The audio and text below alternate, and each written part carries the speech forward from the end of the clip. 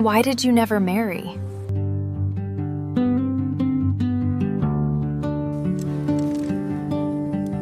I was waiting for you.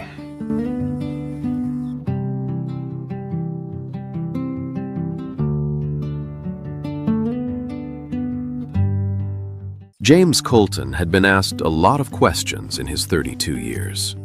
He had been asked about cattle prices and fence lines, and whether the creek on the north pasture was going to hold through another dry summer.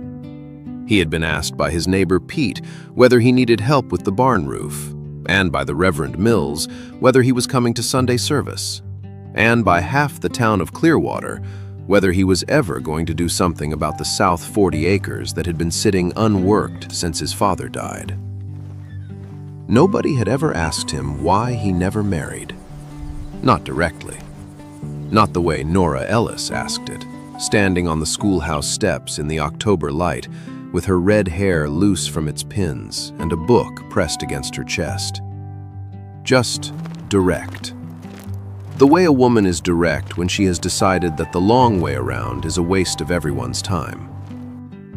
She had been in Clearwater for 6 weeks. In 6 weeks, she had learned the names of every child in the school, reorganized the lending library, started a Tuesday reading group that had 12 members by the 3rd week, and managed to make James Colton, who had been perfectly comfortable with his life for 32 years, suddenly and inconveniently aware of everything that was missing from it. You've lived here your whole life. You have a good ranch. You're not unkind. Why did you never marry?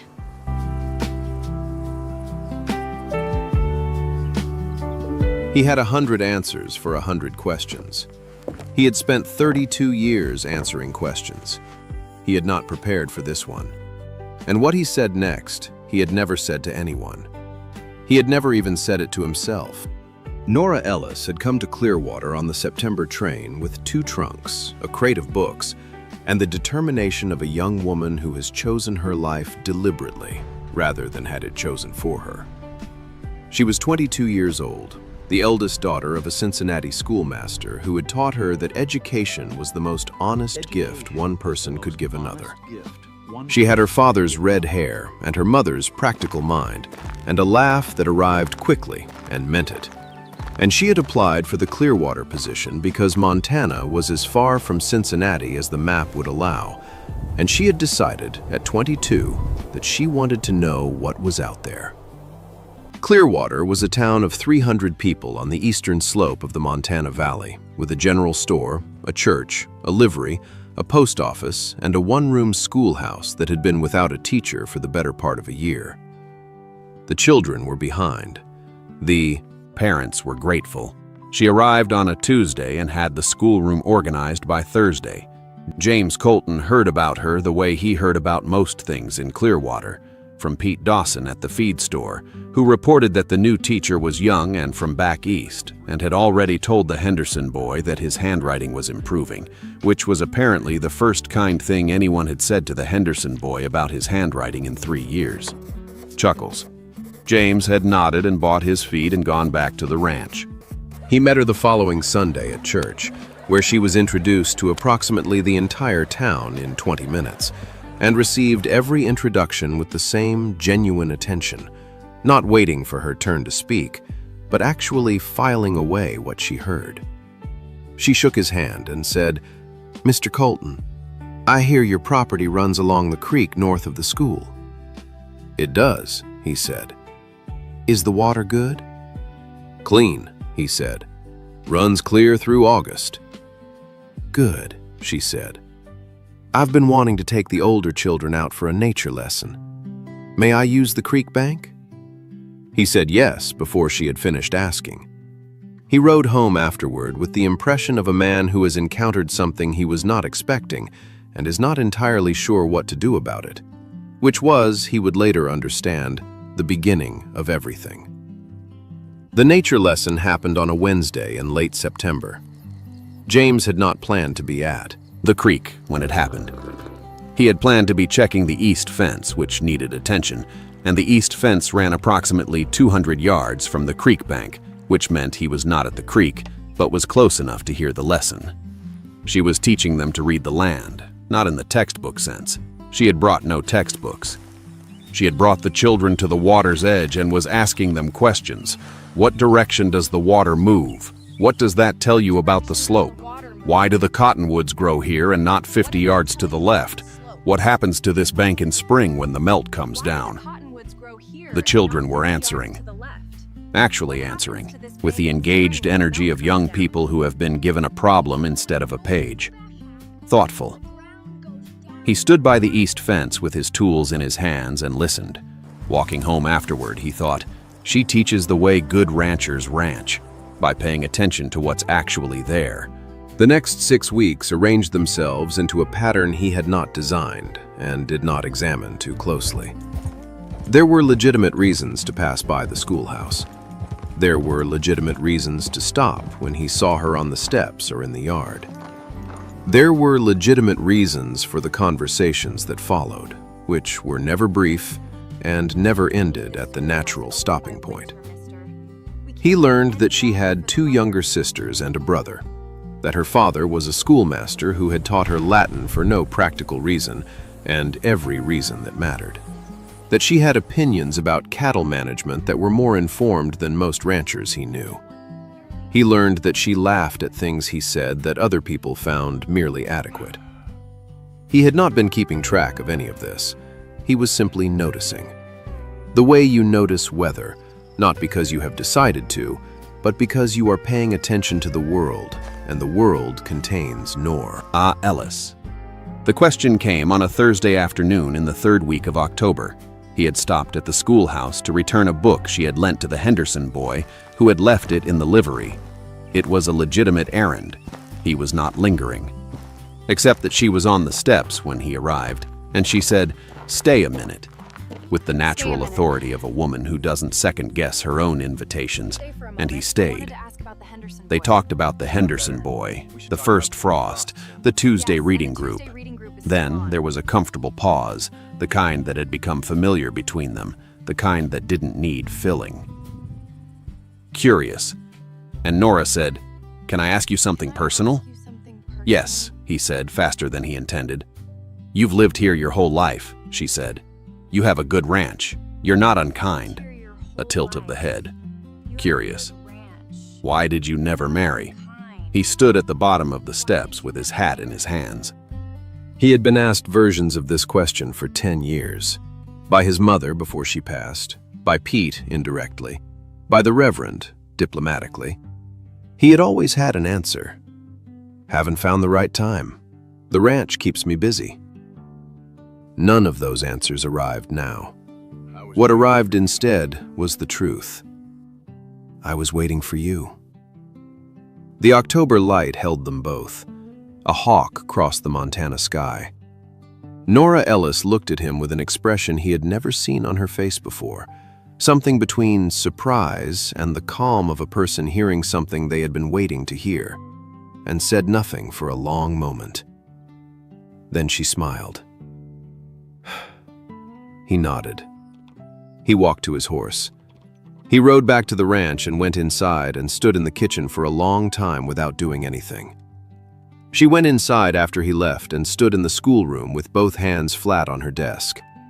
She had expected him to deflect. Everyone deflected. He hadn't deflected. She didn't know what to do with a man who didn't deflect. 3 days after the steps, Nora was at her desk correcting arithmetic when the letter arrived, brought out from town by Pete Dawson's wife, who had been at the post office and knew Nora was expecting word from home. She read it at her desk after the children had gone. Her father was sick, not critically, her mother was careful about that, but not well. A bad autumn cold settled in his chest and not clearing. He was 61 years old with the stubbornness of a man who believed rest was for people who hadn't finished their work, which meant he wasn't resting, which meant the cold was lasting longer than it should. Her mother's letter was 3 pages. The last paragraph said, "I am not asking you to come home. I am only telling you, so you know." Which was, Nora understood, her mother asking her to come home. She folded the letter carefully. She looked at the schoolroom, the books, the children's drawings on the wall, the arithmetic she had been correcting. She thought about a train ticket and the distance, and what the school would do without her for 2 weeks. She thought about a man standing at the bottom of steps, saying something he hadn't planned and not taking it back. She had not yet said anything in return. She had smiled, and he had nodded, and they had talked about something else, and he had left, and she had gone inside and stood with her hands on her desk. She folded her mother's letter and put it in her pocket, and walked across town to the one person in Clearwater she wanted to tell. She didn't examine why. She just walked. Before we go on, I want to stop for just a moment. From the United States to Australia, from Canada to the United Kingdom, from Ireland to New Zealand, wherever you are, thank you for riding along. If this story is giving you a good evening, a like means more than you know. And now, what country are you listening from today? Drop it in the comments. I want to know where this voice is reaching. Now let's get back, because James Colton is about to do something he hadn't planned. She found him at the ranch, which she had never visited before, which meant she had walked past the school, past the church, past the north end of town, and along the road to the creek and up to the gate of the Colton property. A 20-minute walk that she had apparently done without stopping to reconsider. He was on the porch when she came through the gate. He saw her face before she said a word. "What happened?" he said. She told him about the letter. He listened completely, without interrupting, without filling the silence with reassurance she hadn't asked for. When she finished, he was quiet for a moment. "When would you need to leave?" he said. "As soon as I can arrange it," she said. "But the school?" "Ruth Dawson's oldest daughter taught here for a season before you came. She could manage 2 weeks." "You don't have to arrange my life," she said. "I know," he said. "I'm arranging the part that's practical so you can focus on the part that isn't." He looked at her directly. "Your father is sick. You should go." She was quiet. "Come with me," she said. It came out differently than she had intended. Less practical, more direct. She didn't take it back. "To Cincinnati," she said. "I think it would help to have someone." She stopped. "I think I would like to have someone." He looked at her for a long moment, this woman who had asked the question nobody asked, who walked 20 minutes to his gate with a letter in her pocket and said, "Come with me," without the long way around. "And I have to stop here for a second," Bob Ashford said in the quiet between the words, "because this is the moment I always come back to. Not the declaration on the steps, this one, her asking. That took more than his answer did. Remember that." He said the only thing there was to say, "Tell me when the train leaves." They left on a Friday morning on the eastbound train from Clearwater Station. James had been on a train twice in his life and had found it loud and confining both times. He was prepared to find it loud and confining again. What he had not prepared for was what happened somewhere in Nebraska on the first day. He had been careful his whole life about what he said. Careful the way a man is careful when he has learned that words have weight, and weight has consequences. On the ranch, there was always something requiring attention. The cattle, the fences, the weather, and that attention gave a man somewhere to put his mind. On the train, there was nothing to do but look at the landscape and talk. And somewhere in Nebraska, James understood that he had made a mistake. Not a terrible one, a structural one. He had spent 32 years being careful about what he said, and on this train, something kept making him say the true thing instead. He didn't know how to stop.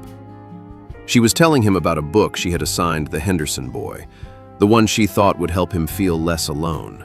And he said, "I read that book 12 years ago, February. Worst winter on record." She looked at him. "That's the one you'd read when you were lonely." "That's the one I'd read when I needed to know I wasn't alone in being lonely," he said.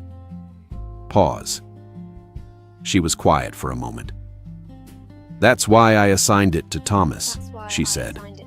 He looked at the Nebraska landscape going past the window, flat, pale, nothing like Montana, and understood that she had just told him something about herself she hadn't put into words. He filed it carefully, the way he filed things that mattered. The book sat between them on the seat for the rest of the afternoon. Neither of them moved it. Neither of them mentioned it again. But it was there. The Ellis house was on a tree-lined street 3 blocks from the school where her father had taught for 30 years. James walked through Cincinnati with the awareness of a man who has spent his whole life under open sky and is now experiencing its absence. The streets narrower, the buildings closer, the horizon blocked at every turn. Nora's mother, Margaret, met them at the door. A small, precise woman with her daughter's red hair gone mostly silver, and the expression of a woman who has been managing a household through difficulty for 6 weeks and is relieved and assessing simultaneously. She looked at James with the careful attention of a mother taking the measure of something unexpected. "Mr. Colton," she said. "Mrs. Ellis," he said, hat off. "I'm sorry about your husband. I hope he improves." Margaret looked at him for a moment. Then, "Come in." David Ellis was in the front parlor in a chair by the window, a tall, thin man with Nora's coloring and the frustrated energy of someone accustomed to being active who has been told to sit still. "Who are you?" he said. "James Colton. I ranch in Clearwater. I came with Nora." David looked at his daughter. Nora looked at the floor for exactly 1 second. Sighs. "He offered," she said. David looked back at James. "Sit down," he said. Curious. "Tell me about Montana." James sat. He told him the land, the cattle, the creek that ran clear through August, the way the Rockies looked at first light. David listened with complete attention. Then he said, "You understand what you'd be asking her to stay for?" "Yes," James said. "The frontier is not kind to women." "No," James said, "it isn't." David looked at him steadily. "And yet," James said. "She came there herself. She stayed herself. She chose the position. She's not staying for me." David Ellis was quiet for a long moment. "No," he said finally. "I don't suppose she is."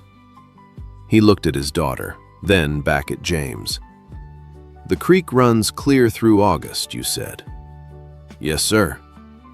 Good water is harder to find than people think." He picked up his SS book. "Supper is at 6. James and David talked for 2 hours the first evening and 2 more the second, and somewhere in the middle of the second evening, Margaret found James in the kitchen and poured him tea he hadn't asked for and sat across from him at the table. "Her letters have been different since September," Margaret said. "Different how?" James said. "More present," she said. "Like she arrived somewhere." She looked at her tea. "Nora has always been looking for the next thing, since she was small. The next book, the next question, the next place." Pause. "Her letters since September sound like someone who stopped looking." James held his cup, curious. "I don't know what that means for her contract," he said carefully. "She came on a 1-year agreement." "I know," Margaret said. "That's not what I'm telling you." She looked at him with the directness of a woman who has been married to a schoolmaster for 30 years and has learned to say exactly what she means. "I'm telling you that my daughter is happy, and that you should know that." He was quiet for a long moment. "She asked me why I never married," he said, "on the schoolhouse steps in October." Margaret waited. "I told her the truth," he said. "I was waiting for her." Margaret Ellis looked at this Montana rancher at her kitchen table, honest face, worn hands, the stillness of a man who means what he says and knows the weight of it. "Good," she said. "Then don't waste any more time." David Ellis was better by the time they left. Not well, The chest took time, but better. Sitting up, arguing, reading with the focused intensity of a man making up for lost weeks. He shook James's hand at the door on the morning they left and held it for a moment. Take care of her, he said. She takes care of herself, James said. Considerably better than most people I know. He paused. But yes. David looked at him with the expression of a father who has heard the right answer. Then he let go of his hand.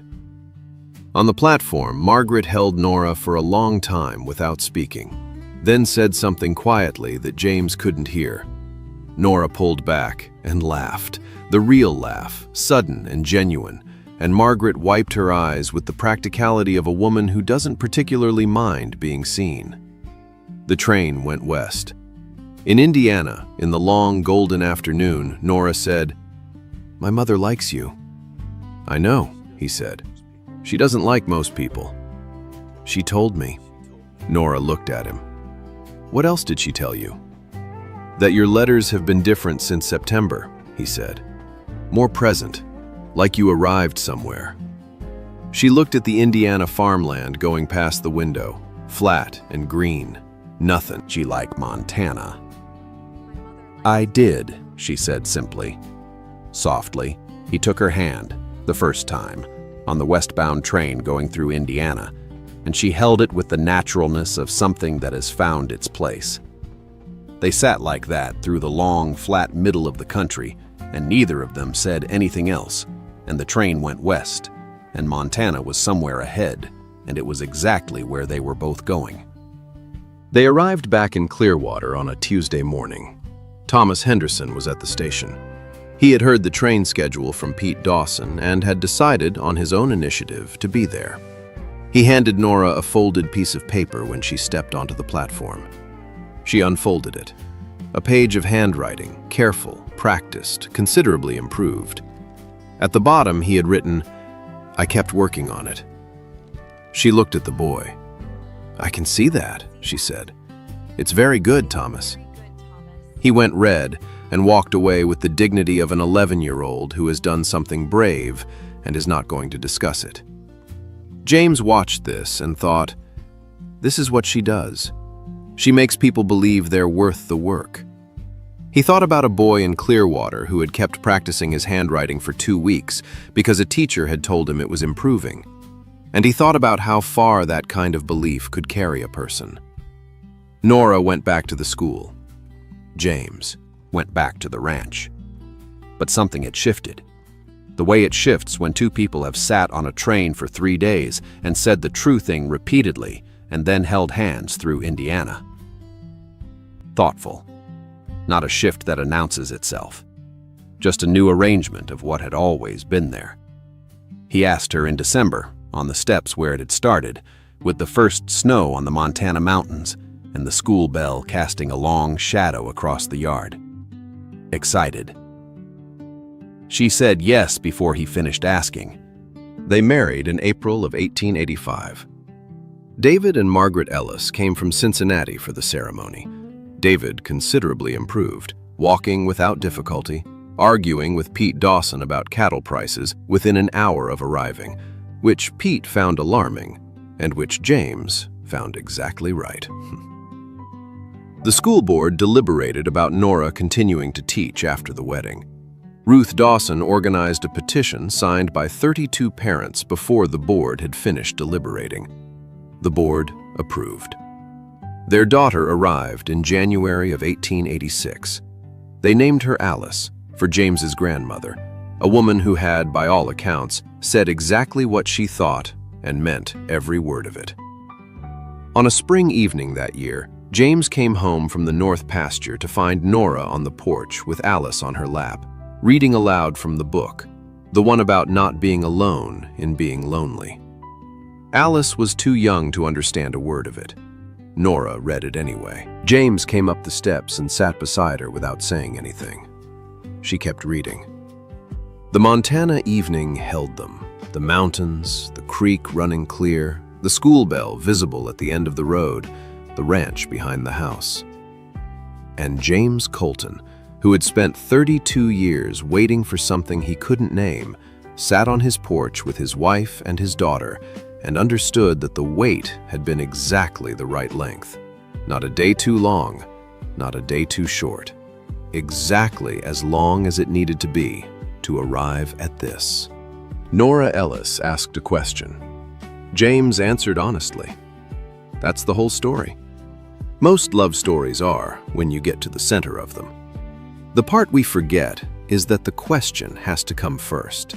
And asking it, really asking it, without softening it into something safer, that's the braver half. Nora had every reason not to ask. She had been in Clearwater 6 weeks. He was a rancher she barely knew. The question was personal and direct and could have made everything awkward. She asked anyway, because she had taught herself, or been taught by a father who believed honesty was the most important thing you could give someone, to look at what was actually there and name it. James had every reason not to answer honestly. He could have deflected. He had deflected for 32 years. He said the true thing instead, and it surprised him as much as it surprised her. 2 people, 1 question, 1 honest answer. From that, everything else followed. I think about that a lot. How many conversations we almost have, how many true things we almost say, and then don't, because the long way around feels safer. Sighs. How many times the honest answer is right there, waiting, and we choose the deflection instead. Sincere, say the true thing. Ask the question you're actually wondering about. And if someone asks you why you never married, tell them. Thank you for riding with me today. Wherever you are, I am grateful you were here. Until next time, keep riding.